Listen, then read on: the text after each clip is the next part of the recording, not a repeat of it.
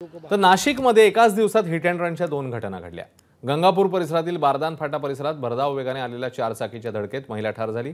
अर्चना शिंदे असं महिलेचं नाव आहे आणि 4 चाकीच्या धडकेमध्ये जागेवरच त्यांचा मृत्यू झालाय। दुसरीकडे नाशिकच्या सिडको परिसरात मध्यधुंद अवस्थेत एका टेम्पो चालकाने 5 दुचाकींना धडक दिली। यात सुदैवाने कोणाला इजा झाली नाहीये, मात्र गाड्यांचं मोठं नुकसान झालं। टेम्पो चालकावर गुन्हा दाखल झाला आणि त्याला पोलिसांनी ताब्यात घेतलंय।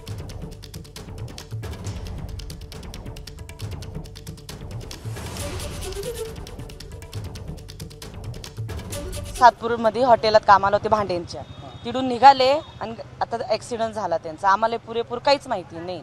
त्यांचा एक अपंग मुलगा आहे आणि हा माणूस बेवडा आहे, तो काही त्या मुलाला सांभाळणार नाही। जे ते आता त्या मुलाचे हाल होते, मदत मिळायला पाहिजे त्यांना। ज्यांनी केलेलं आहे ना तर त्याला म्हणा तू पूर्ण मदत कर म्हणा। काही समजत नाही, एकदम बालिश बुद्धी त्यांची वाली।